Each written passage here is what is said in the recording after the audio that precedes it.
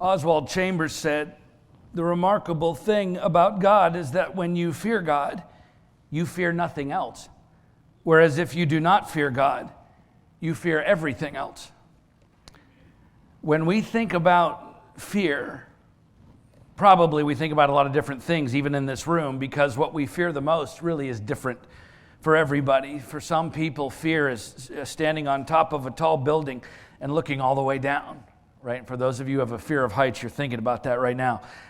For some, it's needles. When you're at the doctor's office, which always seem bigger and longer than they actually are, right? At least for those who are frightened by them. Some people fear loss, losing everything they've worked for, losing their financial stability. And then, of course, there are the old standbys, snakes and spiders and all the creepy, crawly things. Some people are afraid of small enclosed spaces. Some people are afraid of the dark. Some afraid of flying on airplanes. Some are afraid of creepy clowns at night. If you're like me, when you think about fear, the first thing you think of is anything that has to do with math. I still have nightmares about college algebra, which, by the way, I haven't used once in my life, I would like to say. I understand the concept of broadening people's horizons, but if you go all the way through grammar school and middle school and high school and you still hate math, I'm pretty sure it's not going to be on your horizon anytime soon.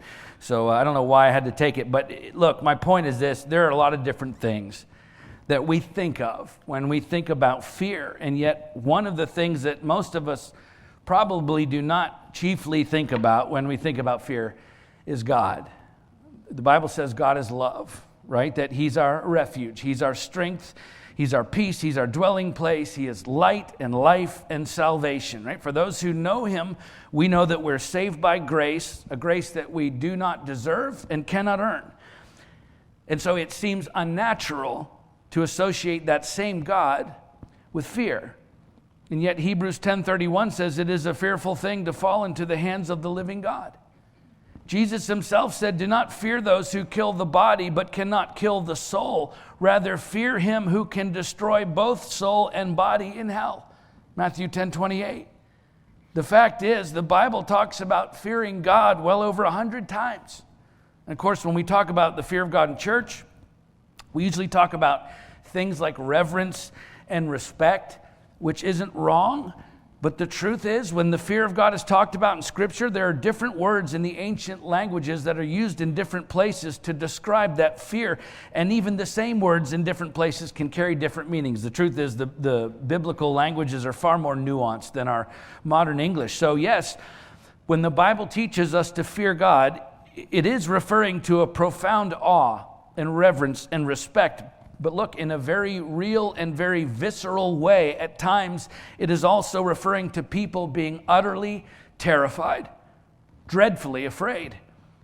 And the difference between those two types of fear of God for us lies in the kind of relationship that we have with Him.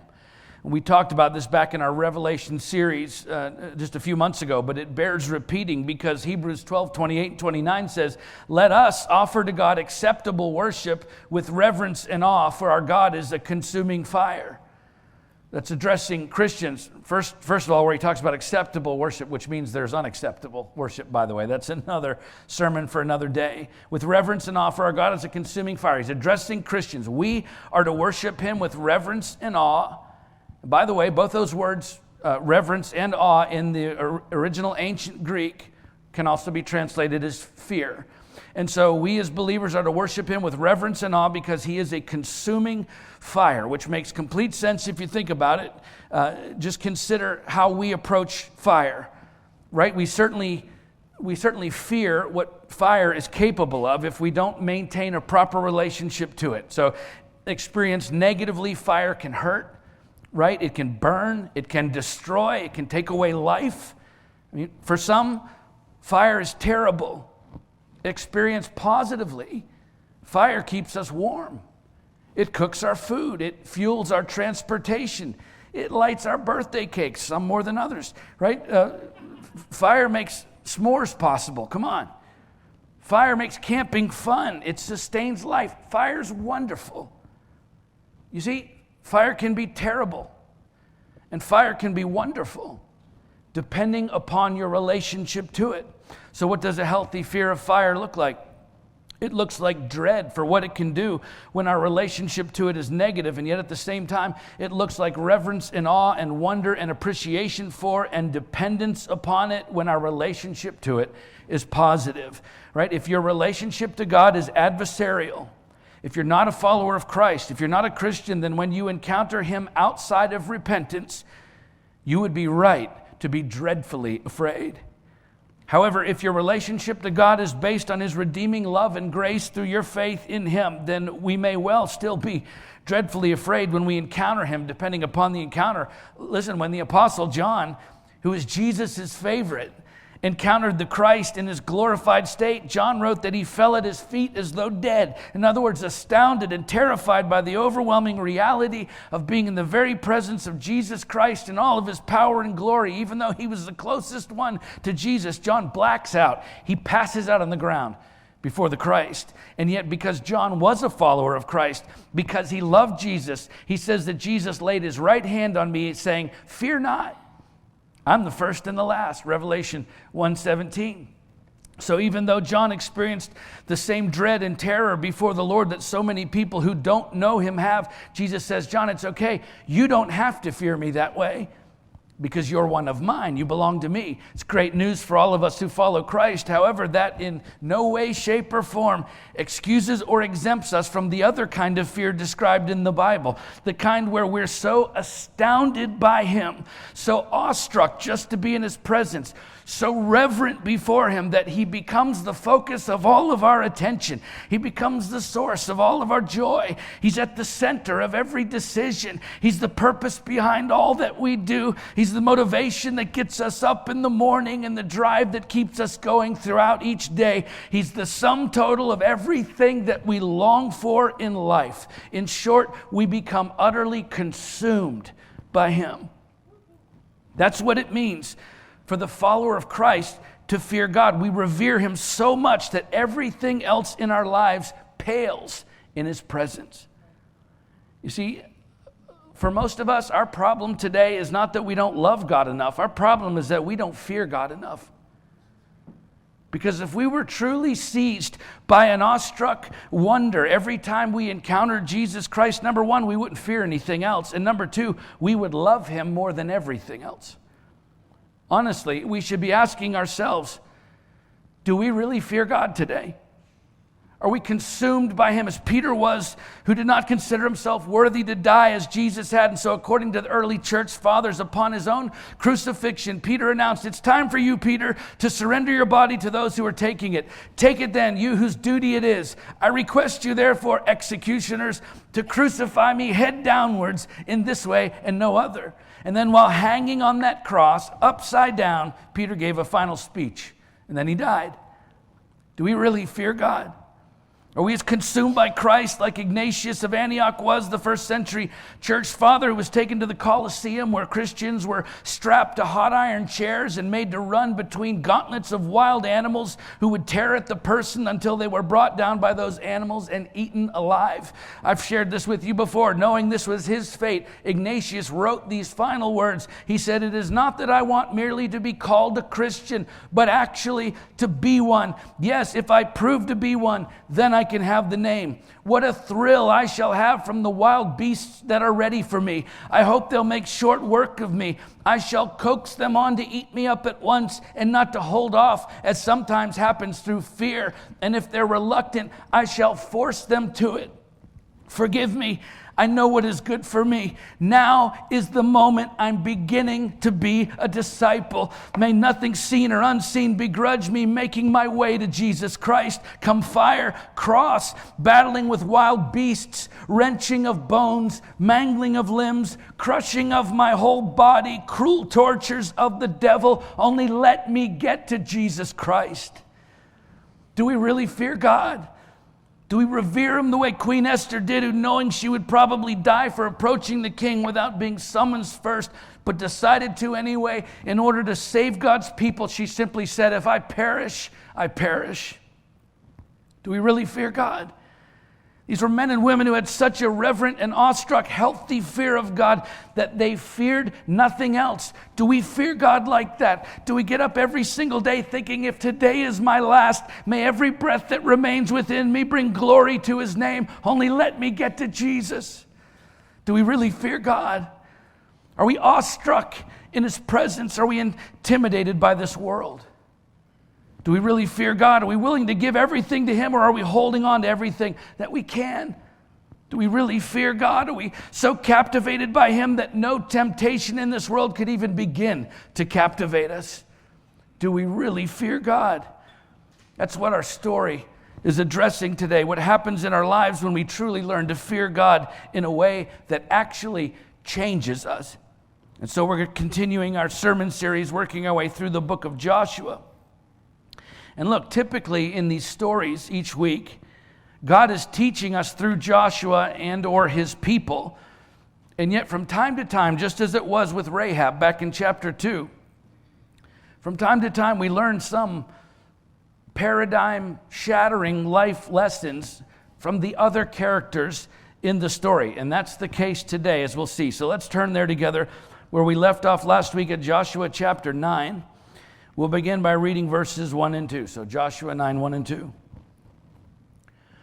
As soon as all the kings who were beyond the Jordan in the hill country and in the lowland all along the coast of the great sea toward Lebanon, the Hittites, the Amorites, the Canaanites, the Perizzites, the Hivites, and the Jebusites heard of this, they gathered together as one to fight against Joshua and Israel.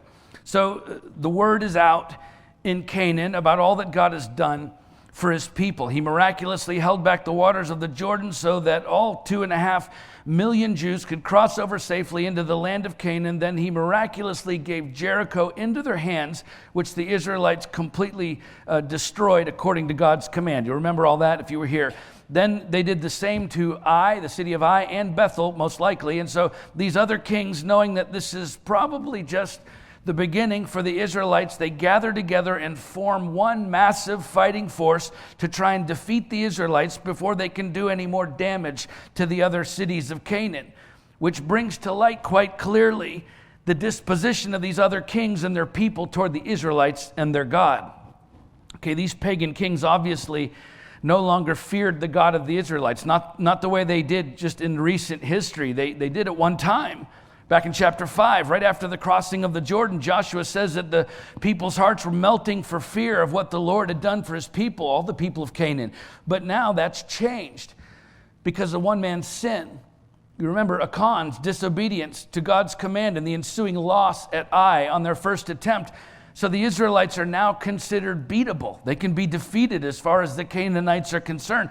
So they no longer fear the God of the Israelites the way they once had. If they had, they would have also understood that gathering to fight God's people now was nothing more than a death wish, just as the first 5 verses of Psalm 2 says. Why do the nations rage and the peoples plot in vain? The kings of the earth set themselves and the rulers take counsel together against the Lord and against his anointed, saying, let us burst their bonds apart and cast away their cords from us. He who sits in the heavens laughs. The Lord holds them in derision. Then he will speak to them in his wrath and terrify them in his fury. You think God's wringing his hands right now over what's happening in Israel? God is in control. Okay? If the Canaanites then believed there was absolutely no chance of winning, they wouldn't bother fighting. They would give up and leave or ask for terms of surrender or do what Rahab and the Gibeonites did and become a part of Israel, as we'll see in our story today. But the one thing they certainly would not do, if they feared the Israelites' God, is to try and defeat his chosen people. So they had a fear of losing their cities, yes, but not a fear of the God who had already given those cities to his own people. In other words, they had fear. It was just fear in the wrong things. Listen to me. That's just as common today for God's people as it was then. Fear, we have fear, but often in the wrong things. Okay, having no fear of God breeds in us fear of everything else. Because everyone has fears. We all do. We all submit those fears to something. But when we have a healthy fear of God, Jesus said we don't have to fear anything else. Let's keep reading verses 3 through 15. But when the inhabitants of Gibeon heard what Joshua had done to Jericho and to Ai, they on their part acted with cunning and went and made ready provisions and took worn-out sacks for their donkeys and wineskins, worn out and torn and mended, with worn-out patched sandals on their feet and worn-out clothes. And all their provisions were dry and crumbly. And they went to Joshua in the camp at Gilgal and said to him and to the men of Israel, "We've come from a distant country, so now make a covenant with us." But the men of Israel said to the Hivites, "Perhaps you live among us. Then how can we make a covenant with you?" They said to Joshua, "We are your servants." And Joshua said to them, "Who are you, and where do you come from?" They said to him, "From a very distant country of your servants have come, because of the name of the Lord your God. For we have heard a report of him, and all that he did in Egypt, and all that he did to the 2 kings of the Amorites who were beyond the Jordan, to Sihon the king of Heshbon, and to Og king of Bashan, who lived in Ashtaroth. So our elders and all the inhabitants of our country said to us, 'Take provisions in your hand for the journey and go to meet them and say to them, "We are your servants. Come now, make a covenant with us. Here is our bread. It was still warm when we took it from our homes as our food for the journey on the day we set out to come to you. But now behold, it is dry and crumbly. These wineskins were new when we filled them, and behold, they've burst. And these garments and sandals of ours are worn out from our very long journey." So the men took some of their provisions, but did not ask counsel from the Lord. Talking about the Israelites. And Joshua made peace with them and made a covenant with them to let them live, and the leaders of the congregation swore to them. Okay, Gibeon, it's the modern-day village of El Jib. It's 6 miles northwest of Jerusalem, and from it came the Hivites, or Gibeonites, a people group that originally migrated from Canaan, to Canaan from Anatolia. It's modern-day Turkey, many centuries before the Israelites ever arrived in Canaan. So their cultural identity was very different from that of the Israelites. And of course, when God commanded his people to dispossess the current residents of Canaan of their land in Deuteronomy 7:1-2, the Hivites were included in that command because according to Deuteronomy 7:4, God knew that the Israelites allowed other people groups, if they allowed other people groups to remain, I'm quoting, he said, "They would turn away your sons from following me to serve other gods." So the people of God knew they had a mandate to spare no one in Canaan on their conquest because all of the current residents were considered Karam in the ancient Hebrew. We've covered that extensively the last 2 weeks, that the things devoted to utter destruction. But not only did the Israelites know that, apparently the Gibeonites knew it as well because they pull off one of the most elaborate hoaxes in all of the Bible. Okay, we learn from the beginning of the next chapter that Gibeon was no ordinary city. Joshua says Gibeon was a great city, like one of the royal cities. It was greater than Ai, and all its men were warriors. And so the mighty men of valor from the royal Hivite city, the great and powerful city of Gibeon, go down to the local landfill and get the most worn out, beat up, good-for-nothing, discarded items of clothing and sandals and supplies they can find. And then they scrape up old expired food from the dumpster behind the local grocery store, food that isn't worth eating. So when they come limping into Joshua's camp at Gilgal, it will look as if they've been traveling for a very, very long time over a great distance through much hardship, when actually they just strolled in from Gibeon. By the way, Gibeon is 3,300 feet higher in elevation than Joshua's camp. It's downhill all the way. So they take a leisurely stroll. It's 19 miles downhill the entire way into Gilgal. It's less than a day's walk. And they convince Joshua and the leaders of Israel to make a covenant with them, which Israel was permitted to do, by the way, with anyone from outside of Canaan under the law in Deuteronomy 20:10-18. And of course, verse 14 explains why the leaders of Israel were so easily fooled by these Gibeonites. Because, I'm quoting, they did not ask counsel from the Lord, which seems especially confounding given the fact that they just went through this at Ai. We just talked about this, where they were attacked. They attacked the city of Ai without seeking counsel from God first, and as a result, they were soundly beaten. And yet here they are again, relying on their own wits apart from the counsel of the Lord, and they end up getting duped into making a covenant with their next door neighbors. Verse 15 says to let them live, and the leaders of the congregation swore to them. Because in ancient Israel, unlike today, covenants or treaties were made only with the utmost seriousness. This covenant was fully binding, even though it was achieved by the Gibeonites through deception. When you gave people your word, it meant something. And so not a wise move on the part of the Israelites at all, but incredibly wise on the part of the Gibeonites. In fact, in verse 4, when Joshua says that the Gibeonites on their part acted with cunning, the word cunning there in the ancient Hebrew is the word ormah. It means wisdom. It's the same word used in Proverbs 15:5 and 19:25 that describe ormah as a positive quality. The point being, Joshua recognized and in fact even admired the wisdom of the Gibeonites, or he probably wouldn't have used that particular word to describe these people who he was meant to destroy. And why were the Gibeonites so wise anyway? Verse 9 tells us, they said to Joshua, from a very distant country your servants have come, because of the name of the Lord your God. That part was true.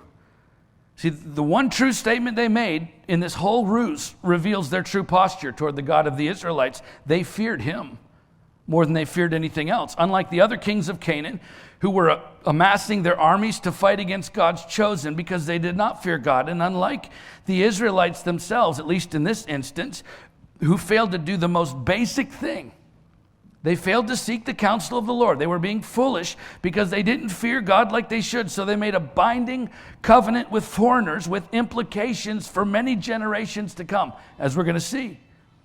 And so believe it or not, the Gibeonites, of all the people in this story, feared the God of Israel more than the rest of them, and as a result, they were the only ones who exercised great wisdom in this life or death situation, which actually shouldn't surprise us because the fear of the Lord is the beginning of wisdom.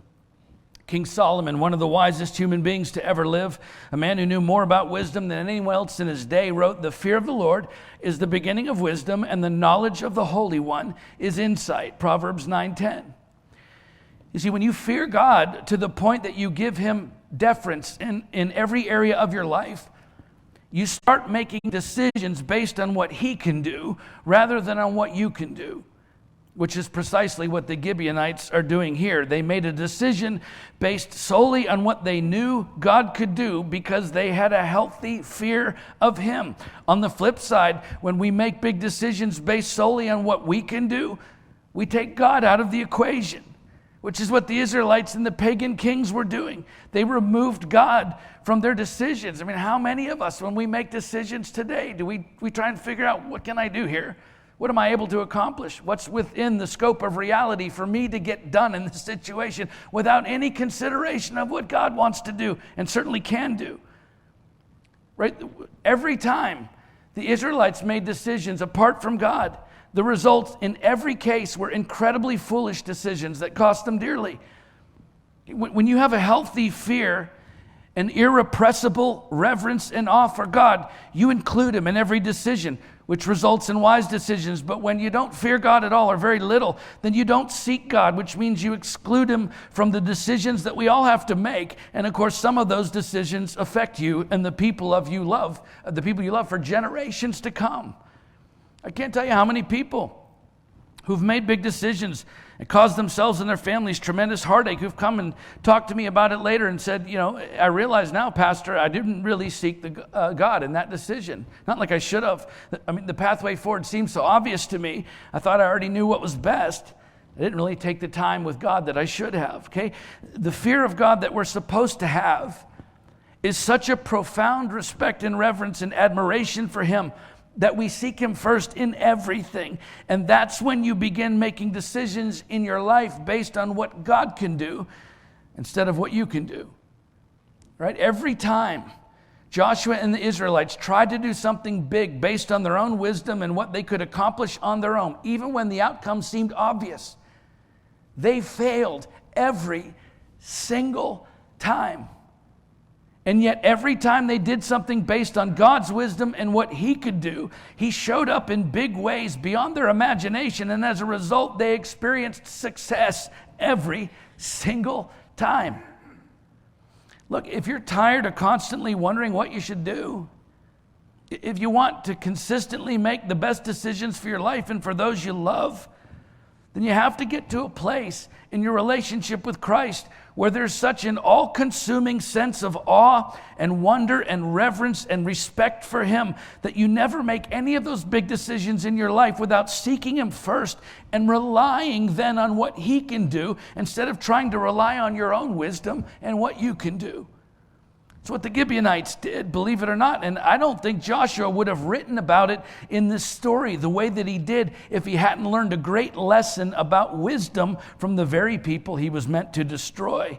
And it's a lesson for all of us today. The fear of God is the beginning of wisdom. That is a very practical truth for your life. Let's keep reading verses 16 through 21. At the end of 3 days, after they had made a covenant with them, they heard that they were neighbors and that they had lived among them. And the people of Israel set out and reached their cities on the third day. Now their cities were Gibeon, Shephirah, Beeroth, and Kiriath Jearim. But the people of Israel did not attack them because the leaders of the congregation had sworn to them by the Lord, the God of Israel. Then all the congregation murmured against the leaders. But all the leaders said to all the congregation, "We've sworn to them by the Lord, the God of Israel, and now we may not touch them. This we will do to them. Let them live, lest wrath be upon us because of the oath that we swore to them." And the leaders said to them, "Let them live." So they became cutters of wood and drawers of water for all the congregation, just as the leaders had said of them. So the cat's out of the bag. The Israelites find out that they've been tricked, and so they go up to the Gibeonites, whose city was made up of at least 4 towns, all of which are mentioned in the Benjaminite tribal allotments later in this book, which were clustered together, again, northwest of Jerusalem, about 19 miles from Gilgal. And so the Israelites go up there to confirm that the rumors are true, and of course they are. The Gibeonites are their neighbors. So immediately the people of Israel want blood. They're furious. Remember, God's command to the people was clear that they were to devote destruction all of the Canaanites. And so this decision to live in covenant relationship with the Canaanites was unthinkable for the Israelites. But it was also irreversible. Like an arrow shot from a bow, what they had done could not be taken back. And so the leaders of the Israelites will not allow the people to avenge the deception that has been leveled upon them. In fact, as we'll see in verse 26, it says Joshua delivered them, talking about the Gibeonites, out of the hand of the people of Israel. So this wasn't just a matter of the Israelites complaining or grumbling. No, they're out for blood, but Joshua stops them in order to honor the covenant, as ill-advised as the covenant was. So as the Israelites will now have to live with the consequences of their actions, so too will the Gibeonites. More specifically, even though Canaan was full of polytheistic cults, because the Gibeonites chose to fear the God of the Israelites alone, they will now live and not die, because the fear of the Lord leads to life. Again, we learn from King Solomon, who wrote, "The fear of the Lord leads to life, and whoever has it rests satisfied. He will not be visited by harm." Proverbs 19:23. Listen, if this verse in Proverbs describes anyone, it describes the Gibeonites, as we'll see next week, because not only do the Israelites not kill them for their deception, but they won't allow anyone else to harm the Gibeonites either. And so because the Gibeonites feared God, they not only get to keep their lives, but they're able to rest satisfied without being harmed, okay? Fearing God, honoring and revering and respecting him does not ensure a trouble-free life, as you well know, but it does ensure us a life that overcomes that trouble. Jesus said, "In the world you will have tribulation." You will. Trouble's going to come. It's unavoidable. But take heart, he said, "I have overcome the world." John 16:33. You see, the prosperity gospel that's so popular with people today, it says a Christian, if you're really living for God and you have enough faith, you should have perfect health, perfect bank account, things should go perfectly your way. The gospel of Christ says that although as a Christian you live in the same imperfect world as everyone else, and you're going to have to walk through a lot of imperfect situations and circumstances throughout your life, the one who is perfect is going to be with you every single step of the way, which means according to Jesus, you can not only have life, but you can have it abundantly even in the midst of your troubles, because he will protect you from harm. The prophet Jeremiah, while under great persecution, said, "The Lord is with me as a dread warrior. Therefore my persecutors will stumble. They will not overcome me. They will be greatly shamed, for they will not succeed." Jeremiah 20:11. Okay? God promises to be with us and to protect us, but that is going to require you to have a healthy fear of him. Think about it this way. Why are obedient children obedient toward their parents? Not because that's always the most fun thing to do. No, it's because they have a healthy fear of their parents. They respect and revere their parents, and the result of that is they get to experience their parents' protection and life in abundance. While on the other side, the reason disobedient children are disobedient, at least in the moment, if not ongoing, is because at that moment they don't have a healthy enough fear of their parents. They don't respect and revere their parents as they should, and the result of that is they remove themselves from their parents' protection, and in the process can endanger their own lives, or at least bring harm to themselves. Anybody remember Evel Knievel? I grew up in the 70s. He was my hero. Like, as far as I was concerned, Evel Knievel wasn't afraid of anything, and I wanted to be just like him. And so one day I was like 5 or 6 years old, and I'm standing in the kitchen looking across the living room, and there's a coffee table and a couch, and the couch had a wooden frame, these big planks of wood and sharp corners with cushions on top. And I'm thinking, Evel Knievel would jump that coffee table onto that couch. So I run out of the kitchen across the living room, and I jump in the air over the coffee table and successfully land on the couch. Like, that was awesome. I'm going to do it again. And so I'm doing it over and over again. I'm pretending I'm Evel Knievel. My mother sees me, and she says, "Robbie, don't you do that one more time. You're going to get hurt." And she turned away, and I thought to myself, I'm going to do that one more time. And I did. And I came in low, and my face connected with the corner of the couch. And that meant a trip to the emergency room. They had to bring in a plastic surgeon and skin grafts from my hips to rebuild this side of my face. It was a mess. Because in that one moment, I didn't have that fear, that respect, a reverence for my parents that I should have had. And so in that moment, I removed myself from under their protection, and harm came to me. And it's a lesson I will never forget. It's the same way with God. It's the fear of God that leads to life. In fact, you can write this down. You cannot have a truly abundant life without a healthy fear of God. That's a fact. You cannot have a truly abundant life without a healthy fear of God.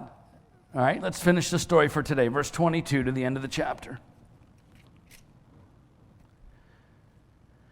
Joshua summoned them, and he said to them, "Why did you deceive us, saying, 'We're very far from you,' when you dwell among us? Now therefore you're cursed, and some of you shall never be anything but servants, cutters of wood, and drawers of water for the house of my God." They answered Joshua, "Because it was told your servants for a certainty that the Lord your God had commanded his servant Moses to give you all the land and to destroy all the inhabitants of the land from before you. So we feared greatly for our lives because of you and did this thing. And now behold, we are in your hand. Whatever seems good and right in your sight to do to us, do it." So he did this to them and delivered them out of the hand of the people of Israel, and they did not kill them. But Joshua made them that day cutters of wood and drawers of water for the congregation and for the altar of the Lord to this day in the place that he should choose. So Joshua confronts the Gibeonites and asks them why they did what they did, to which they expressed their knowledge and fear of the Lord, just as Rahab did. It said almost the same thing, and as a result, they're grafted into God's people, just as Rahab was.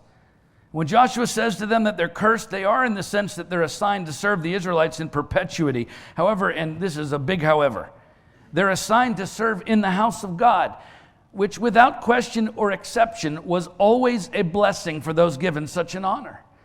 Okay, the sacrifices and ritual washings at the sanctuary required a massive amount of wood and water. So Joshua says to the Gibeonites, from now on, providing that wood and water, that's your job.